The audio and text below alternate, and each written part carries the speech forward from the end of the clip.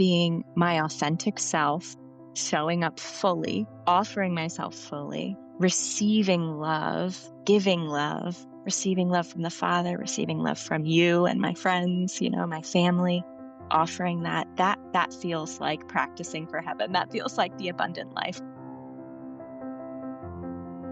Welcome to Permission Slips, a space for you to practice paying attention to your life with self-compassion and kindness, so you can experience the wholeness, purpose, and joy you were made for. I'm Jillian DeBritz, a life and leadership coach and a recovering perfectionist, learning alongside you how to give myself permission to be human. I'm so glad you're here with me today for this conversation with my friend, Rachel Miller. Rachel, thanks for being here, friend. Thank you for having me. It's an honor. I'm so excited just to share you with the people listening and to get to talk about our friendship and how it has formed. I know both of us. It's changed me forever. And I'm just so grateful that you said yes. So I want people to know who you are and a little bit about how we met, because Rachel serves on the Confessional Community Facilitator Support Team with the Center for Being Known, which is an organization whose mission is to create connections and opportunities for the creation of beauty and goodness at the intersection of interpersonal neurobiology and Christian spiritual formation. So we met because of our shared appreciation for the work of Dr. Kurt Thompson and his writing and podcast. And so he's behind the Center for Being Known and has sort of spearheaded this work that we've both now experienced the benefit of. Rachel lives in Pennsylvania with her family. And we've also discovered that we have a shared love for musical theater, namely the Phantom of the Opera. And we may or may not have both pretended to be Christine Daae when we were younger. But the fun fact I just learned about Rachel, this is so fun, is that she currently has 5 toads living with her and her family. Talk about the toads, please, Rachel. Why? My children love to collect things from the woods, from our hikes. And I guess I have a hard time telling them no when I see such joy. So hold on. Are you telling me that these toads were collected from the woods? These are wild toads that you have brought into your house? These are wild toads. Please don't tell on us. No. I love this about you. I love this. Well, Rachel, there's just so much. I feel like every time we have interacted in our confessional community or even offline here in our conversation before we started, there's just something new and delightful that I discover about you. And so I kind of want people to know both how we met, really what this confessional community thing is, and how you became a part of the Confessional Community Facilitator Support Team. So just context-wise, again, a confessional community is something that I was a part of with Rachel earlier this year. We were a part of it every week for 6 months together. And Rachel was actually the facilitator of our confessional community. So can you talk about what that was, what a confessional community is, and how you became a facilitator? How did you get involved in this? Sure. Well, I guess the short answer is we're a group of people practicing for heaven, right? So, and then the long answer that was very well thought out and written by some of the folks at CBK is that people in every walk of life are longing to be known. The work of being known is not just a handful of good ideas, nor is it for any one of us to do alone. Rather, it's about joining our Creator in living an abundant life. But one must be lived together with people who are vulnerably practicing loving well. Where the rupture of shame has sought to disintegrate a person or a system, the repair and restoration that our work brings can be realized, transforming what was once broken into beautiful, creative endeavors. We agree that every gathering is that of the body of Christ in the presence, guidance, and power of the Holy Spirit, and that our interactions are embodied acts of prayer.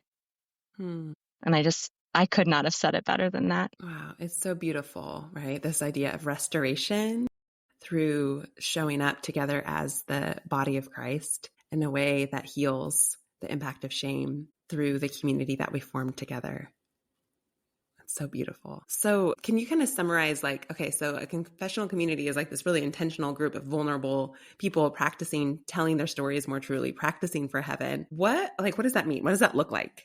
Well, in this context, it looks like gathering together on Zoom for 60 minutes a week, 90 minutes a week for 6 months, and just being vulnerable and practicing naming our emotions, naming what we feel in our bodies. And um, it is terrifying at first.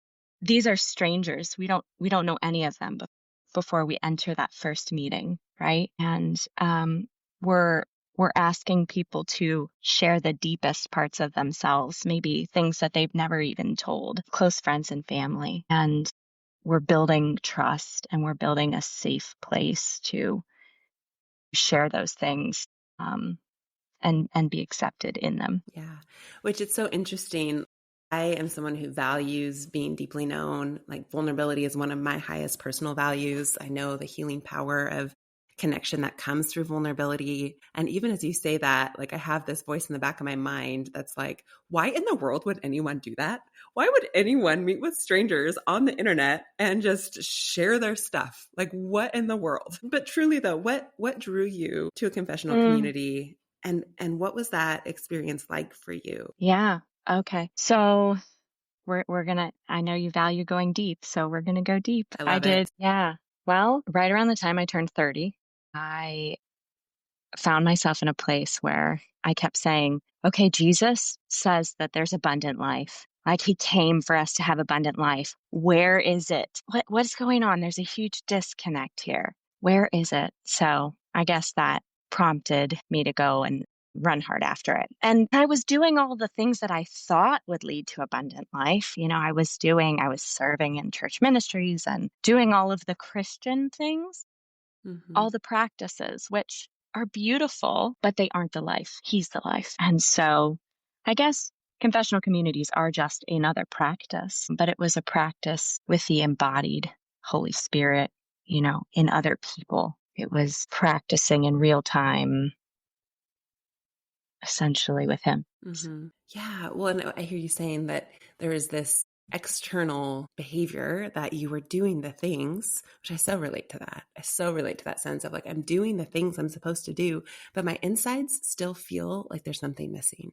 My insides still feel like Jesus hasn't really touched them or touched them enough, or that like I'm almost trying to contain what's inside of me so it doesn't mess up what's outside, like how I'm showing up in the world. Like, can I work harder just to contain the brokenness and the ugly and the insecurity and what a lot of people call sin, which there is that kind of brokenness that comes in that's just like me thinking about myself more than anyone else.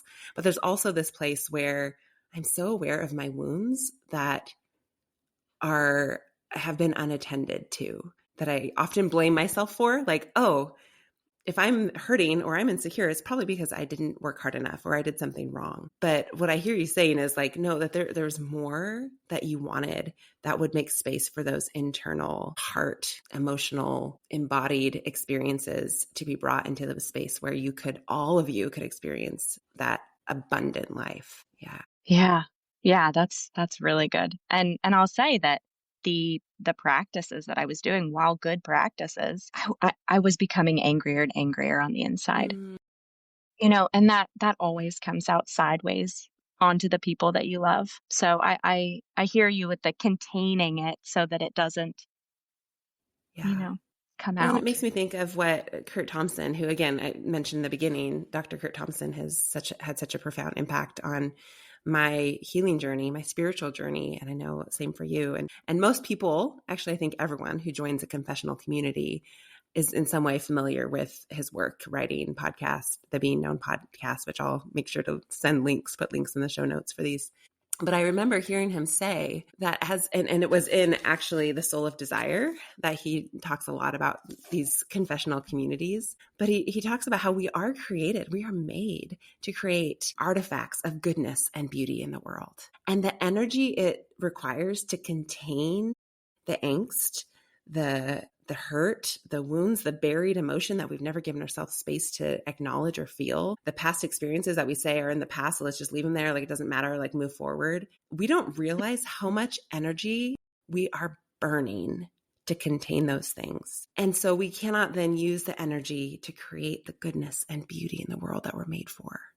So I'm curious for you, as you talk about like the harder I worked, the more angry I became. What was underneath that anger? What was going on for you as you were feeling like I'm working hard and yet I'm angry? Can you identify more about what was happening inside you? Yeah. I mean, for me, it all came down to the fear of there's something wrong with me, the fear that I'm unlovable, I'm not wanted. So those fears manifesting in I've got to prove that that's not true. And I have to work hard to maybe change others' behaviors towards me so that I know it's true. When is that ever enough?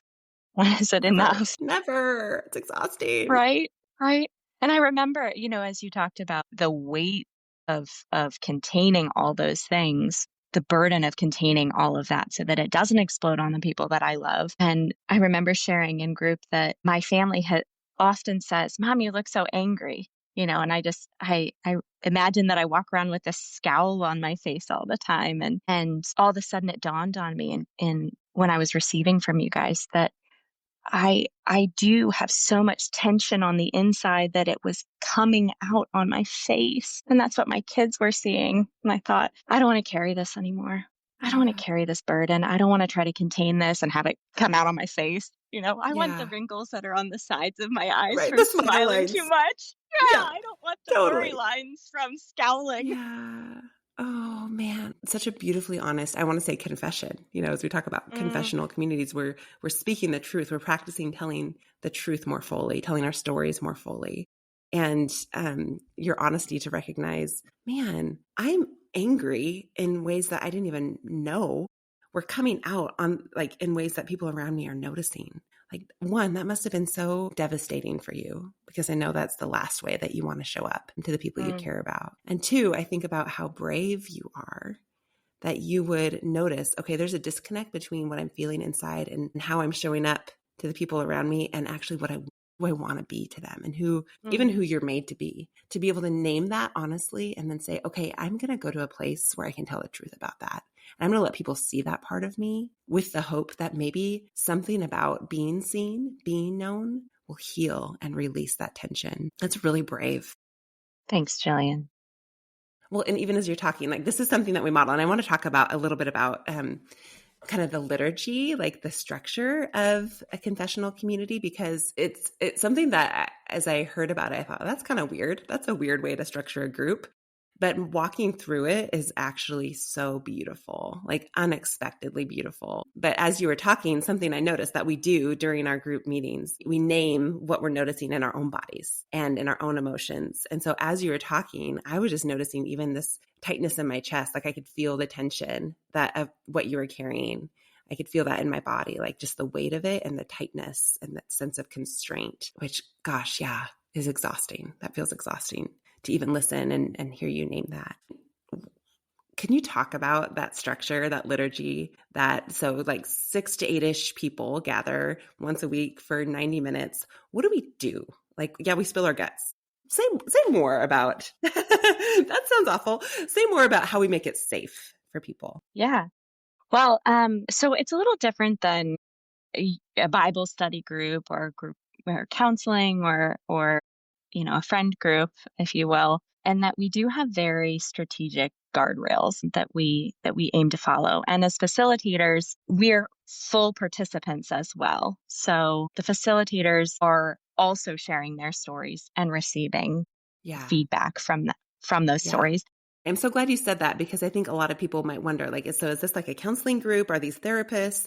And there are No. different groups that can be run by therapists, kind of group therapy modeled in a similar Yeah. way. But these specific confessional communities through the Center for Being Known are peer led by people like you or me that are trained and invited to participate with the rest of the group. So I'm glad you clarified that. Yeah, yeah. And if you read Soul of Desire or you listen to season 7 of the Being Known podcast, where Kurt Thompson and Pepper Sweeney talk about the confessional communities, while we're using the same liturgy and the same model, those are run by professionals. And at the Center for Being Known, we're completely peer led. So it is slightly different in that way, but it's also makes it so much more accessible to somebody who's not a therapist or and who would like to just grow in this way and the Holy Spirit says, "Hey, I'd like you to facilitate." Well, there's no qualifications, professionally other than a hunger, to learn more and to grow more and to be curious and to be present with people. So that's Yeah. that's encouraging. Yeah, for right. people who don't have the background, all Yeah, the resume to do that totally. kind of thing professionally. Right. And I would say Yeah. too, as a participant in your group, like there's something really disarming about knowing there's not like a power structure or a hierarchy of like, you're more experienced, you're more trained, you're more qualified to be a part of this work that I am. Like, no, you're in it with me, learning with me, being vulnerable with me. So talk about the structure, talk about that liturgy. Like, what does it look like Yeah. as we move through each meeting time? Yeah. So, well, I don't want to give all the secrets away. You have to come and Well, join one. But no. I think for some people though, like there is an anxiety that comes of not knowing Yeah. what to expect. Right. And I'm thinking about the Right. people who are like, well, yeah, I want more, but that sounds terrifying and horrible and like my worst nightmare to have people know my deepest Right. stuff. And so I'm Right. wondering if offering some more clarity might diffuse some of that anxiety for people. No, I hear you. Yeah, absolutely. And I want to just say that confessional communities are not for fixing people. Mm, Okay. People aren't to be fixed. mm, That's not why we're there. We're there to connect, and we're there to connect with people and with God. So for our meetings, and each group would vary a little bit in how they structure it, and that's a group decision. But we started right with a little check-in, and name two emotions that you're bringing, two things that you're or sensations that you're bringing into the group for this meeting. And so we're not really saying, oh, this has been my week, this is what's going on in my life. It's really just what am I right here right now and feeling, nervous and tingly, and I'm also feeling hopeful and expectant or whatever. And that's really hard for people to name. So we actually offer like feeling wheels and, just aids for people to look at to say, yeah, I'm actually not really sure how I feel in the moment, but I think I'm going to go with distracted, you know? mm-hmm, mm-hmm, So it's baby steps into even that part of it. And then for 20 minutes, one person will share a story. And it could be a story that happened last week, or it could be their entire childhood summed up, or it could be, whatever, or a traumatic story, whatever. They have 20 minutes to share whatever they want. And we encourage people not to write it down, to just go with the Holy Spirit and what he leads you to say. And then after that, we take turns going around the group, and each person shares what emotion or sensation was evoked in them during that story. We're not fixing, we're not giving opinions, we're not trying to relate it to our lives even and say, oh yeah, one time I, you know, just wow, when you said XYZ, I felt sick to my stomach or I felt elated for you. And that helps us to become more aware of what's going on in our bodies and to practice being present to our own bodies and to practice being present with each person. So we essentially just kind of go back and forth and do that for the remainder of the time. And it's incredible what happens. It yeah. is incredible what happens.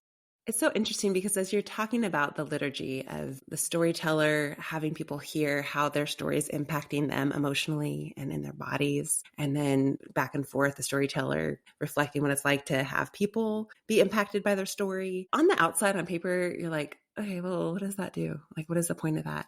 But Yeah. for you and I, who have been in the seat, where, for me, something that I really struggle with is taking up space in a room. I worry that I'm too much. I worry that I have too many words. I worry that people aren't interested in what I have to say, which is ironic as I, host a podcast. This is something I'm wrestling with in real time. But there's something deeply healing about having 20 uninterrupted minutes with people who care about me, who are not leaving the room, virtual room or a real room, fixed fully attention on me and my story. I have a friend who has said something that sticks with me, and I can't stop thinking about this idea that attention is the most lavish form of love. It is lavish and extravagant to feel the love of others through their uninterrupted attention. And so something about that allows me to receive in an embodied way, not just like, I know they love me, I know they care about me. Okay, move on, next person. There's something that and I know neurobiologically it shifts, right? But I can feel it like, oh, I'm loved, moving from my head. Like you can see on the screen, I'm like showing my hands dripping down all the way into my heart and in my body. And it's something that has to be practiced again and again and again. We can't just know it once. We can't just experience once, oh, I'm loved. but we need to hear it and feel it and receive it again and again and again. And that's what I love about Mm. this model is that every week, I mean, we're taking turns telling our stories, but every week we're a part of it. Even if I'm reflecting on someone else's story, I'm a part of giving and receiving love in an embodied way. And that Yeah. changes me. It's changed me. Yeah. Yeah. How Yeah, has it I was changed gonna say the you? exact same Mm-hmm. thing. I was gonna say Yeah. the same thing that when it doesn't matter if you're the storyteller, you're getting to participate in this beautiful process, even if you're just there naming the things that you are experiencing through that story. And yeah, to speak a little bit to my experience, I just remember being floored, shocked that my presence was enough. That all I was doing was offering what I was feeling in the moment, how I was being affected, and that affected you, Jillian. That blew my mind that all I had to do was show up and that I was enough, that my presence was what was wanted. You and I have a high value around emotional literacy, like paying attention to naming our emotions. We understand inherently because of the reading and work we've done, and whether it's individual counseling for me or marriage counseling or reading Kurt Thompson and others work, like we understand inherently that paying attention to our emotions is important and healing. Not everyone has that kind of base understanding or would even agree with that, but there is something about telling my story. Like I'm used to my story. Like I know different parts of my experience and I have a way that I think about it and a way that I've made sense of it. But there's something about telling a story that maybe I've told 1,000 times to myself or to my family or whatever, whether it's something that happened in childhood or something that, like you said, that happened last week. As I tell it to someone else and hear their responses to me, there is a new level of awareness that unlocks Mm, freedom and helps me see things that I could not see on my own. I cannot see myself clearly on my own. yeah. And I feel like that has been the most healing thing, is to have this group of people who I respect dearly because I've heard all of your insides. And I've heard you try to make sense of it. And I've heard you responding to other people over time. And so I know you're trustworthy. And hearing everyone in the room, again, over Zoom, virtually, telling me what they see in me, I believe you. Hmm. I believe you. I believe what you say about me, even if I can't see it in myself. And that has been also transformational. I want to hear more about what it's changed for you. Yeah, no, I'm shaking my head. You can't see me, but I'm shaking my head. Yes, yes, yes. Because I remember the first time you called me brave. And I thought, well, of course, I watched all the Disney movies as a child, wanted to be the brave princess, but that's not Right. a word that I would use for myself. And when you heard me talk about my story and the choices that I said, I made those choices. I made those choices, I chose that. And you called me brave. I thought, okay, I have some choices here. I can either say, oh, that's nice. Thanks a lot. Or I could choose, because I chose to be vulnerable and tell you all of my insides and not leave anything out. You knew all the yucky parts and the choices I made, and you still chose to call me brave. I could choose to believe what you see in me. I could borrow that view of myself, right? And I have. I've borrowed that. I think I told Yeah. you I wrote down in my journal, it says a word to describe myself, and I wrote brave, and another word was delightful, and one was easy to love, which touches on my fear of not being lovable. Hmm. And I wrote this Yeah. down, and I wrote, as stated by my confessional community, and I choose to believe them. I may not always act that way. I may not Yeah. always act brave and lovable and delightful, but that's what you guys saw in me. After knowing some deep, dark, yucky stuff, Yeah. you still chose to Yeah. use those words to describe me. I'm gonna borrow those and have compassion. Yeah, yeah, Yeah. have compassion for myself. It strikes me as you're saying that my confessional community said this about me. I may not always act like this. I'm thinking for myself how I need to hear those words again and again and again. Like, okay, you said this. I still can't believe you. Will you say it again? Okay, I want to believe you. Will you say it again? Will you tell me again? Yeah. And that's what we do. We practice, right? We practice Hmm. honestly saying, I want to believe you, but I can't. I'm struggling right now. Will you say it again? We tell the truth about our experience, about our story, about our active, Mm. live, real, in the moment experience, which that has changed how I show up in my relationships. Like it's Mm, made me braver to tell the truth in other relationships, which as I say that, I'm like, oh gosh, have I not been telling the truth my whole life? No, I actually haven't, which is a little bit like, yeah. oh, I don't want to admit that because I only Everyone does tell. it though. Thank you.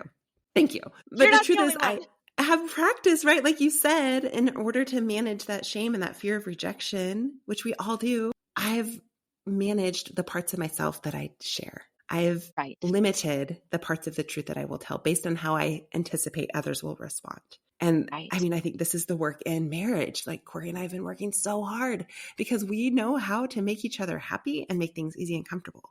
And it is hard to tell the truth when it could Yeah. upset or hurt or make the other person uncomfortable, right? And I think that in friendship, like I've practiced in places that I'm leading groups of women or with my kids, like to be honest about what's happening for me emotionally in the moment. And that's not always appropriate. Like we have to have wisdom and discernment. Like we can't always say, all the whole thing to all the people. Like that is a practice too. But it is helping me to be braver and more honest in other spaces, which I will tell you what it's doing is it's creating stronger connections. Like Hmm. I feel safer in my relationships because I'm allowed to show up authentically and fully. And I'm allowed to be a human in leadership because I don't have to have all the answers. I can be Hmm. honest about my struggle or my mistakes. And it's changing the way I just walk through the world with honestly greater security and groundedness because I'm allowed to tell the truth and I know I will still be loved because we've Hmm. practiced that together.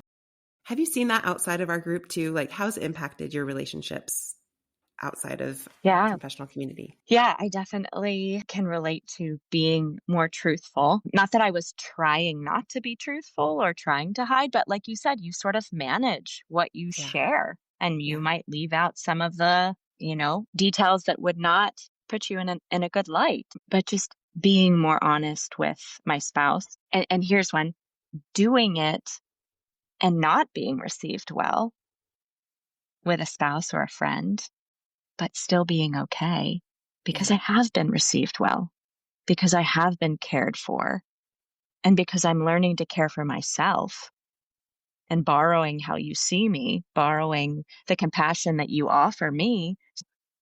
Oh, and by the way, Jesus is offering that same compassion to me. And if am I receiving that from him and from you guys? Then when I'm not received well, sure, it hurts. Sure, I long to be received well by a spouse or a friend or my children. But when it doesn't happen, it just doesn't feel as devastating. Yeah. I'm so glad that you mentioned this must be how Jesus receives me. This must be the compassion that Jesus offers me. Because, a lot of people, especially in faith communities, we often separate our emotional lives from our spiritual lives as if they Mm, are compartmentalized or different. And you and I both know that's actually not how God made us, that He intended us to be integrated and whole, heart, mind, body, soul, all parts of our body and our minds integrated. That's how we integrated. flourish.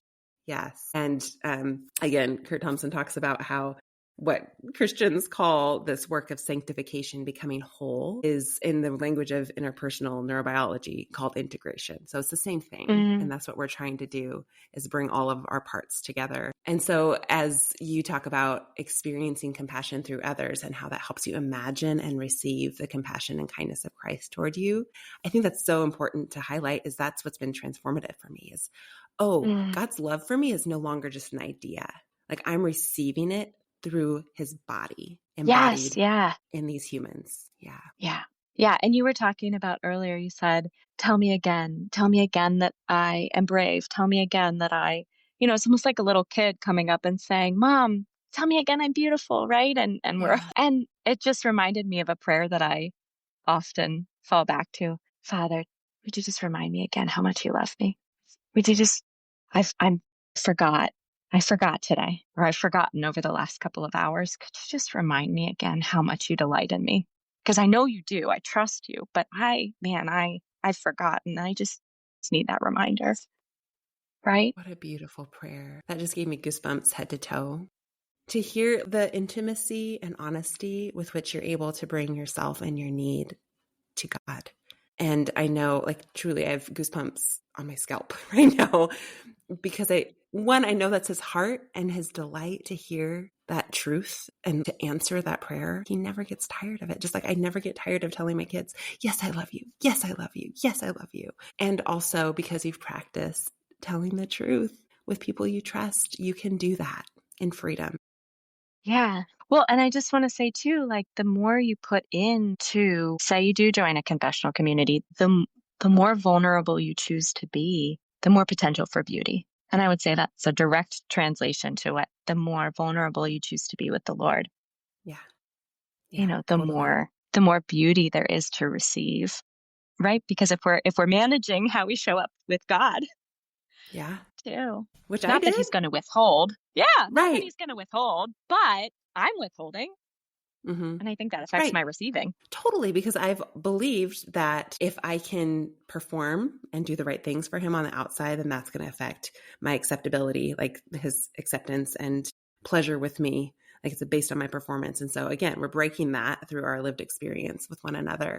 It makes me think I have a couple things as we're getting to the end here. Oh, if people are interested in joining confessional communities, as this airs, signups are actually now open through the Center for Being Known. So if I'll link the website, but if you go to thecbk.org, there's actually, you can click on confessional communities and there's a place that you can join. You can sign up to join. And there's all sorts of different time opportunities for people. And the only cost is just a CBK membership, which is $50 a year. And so I just want to encourage people that if this is stirring even a small bit of desire, if you're terrified, that's normal and it's okay. But if there's even a little bit of desire, like take a risk. Take a risk Mm, and you might be surprised. Actually, and I just want to normalize too, like all of us struggled. Like it wasn't easy for any of us to show up right. authentically, right? We had to fight for this together, but we were doing it together. Yeah. So Yeah. I want to talk about rupture and repair, and we're at the end, so I know we don't have a ton of time, but is there anything you want to say about the way rupture and repair might happen in a confessional community and kind of how that builds us in our other relationships? Well, I really liked your question about um, people who say, well, it's in the past. Like, Mm, why would you go mm-hmm. there? Yeah, what would you So, say to those people? yeah. So, well, I'm going to quote Shakespeare I love from The it. Tempest, which I was in. Yes. Fun fact. Theater kid, love that. Yeah. Theater geek over here. The past is prologue, right? And what that means is that the past really sets the stage for what is about to happen. There is no getting away from that. There's no, oh, it's in the past, so we're gonna be completely different from it now, unless, without processing it, without and I don't want to get too psychological here because I'm not a professional, but the past really does condition our present and our future. So to go there with a group of people who are lovingly gazing on your story, who are accepting it, it really does have the potential to change your future. Yeah, that's so beautiful and true. I love that picture of the past as a prologue. And it's not just for people who are weak and haven't just gotten over it and moved on. It's for all of Right. us. Brain Right. science shows that, like our brains are formed by our stories. And so Yeah. I love your acknowledgement that we are shaped how we respond today, how we show up today, how we experience life, abundant life or lack thereof today is shaped by our experiences up to this moment. So I'm glad you named that. Rachel, this has been such a delight, and you are a delight. I am so grateful for the way your life, your story, your presence has shaped mine and continues to do so. I'm curious, as we wrap up here, is there a permission slip that you'd want to give to people listening? Well, yes. Yes. I wrote this down. Okay. Practice, practice, practice, right? I probably love horribly more than I love well, but I keep practicing, right? Yeah. I keep Yeah. practicing receiving love, offering love, forgiving myself, forgiving others. And that feels very much like the abundant life, going back to that Jesus Mm-hmm. talked about, being Yeah. my authentic self, showing up fully, offering myself fully, receiving love, giving love, receiving love from the Father, receiving love from you and my friends, my Mm. family, Yeah. offering that feels like practicing for heaven. That feels like the abundant life, but it is practice. It's practice. It's getting it wrong more than you get it right. and Yeah. just doing it over and over and over until we're face to face with Jesus. Yes. Yes. And I'm so glad you said that. We're going to get it wrong sometimes. We didn't have time to even go into this whole idea of rupture and repair and that reality of relationships, including a confessional community, but any Yeah. relationship we're in. We are going to have ruptures of connection where we hurt someone unintentionally or they hurt us or we misunderstand. That is part of being human. We cannot work hard enough to avoid that. It's going to happen. And so what happens when it does? We keep practicing. And that's the Yes. beauty of a confessional community and other spaces where we can practice repairing the ruptures and knowing that we're okay and we're loved, even in our imperfect love for others. So thank you, Rachel. This has been a gift. Thanks for listening to this episode of Permission Slips. I hope this conversation will invite you to consider where you might be able to practice vulnerability, sharing your story, and allowing yourself to be more fully known. And if you want to join a confessional community, again, check out the link to thecbk.org. Remember, your life matters, and so does your story, more than you know.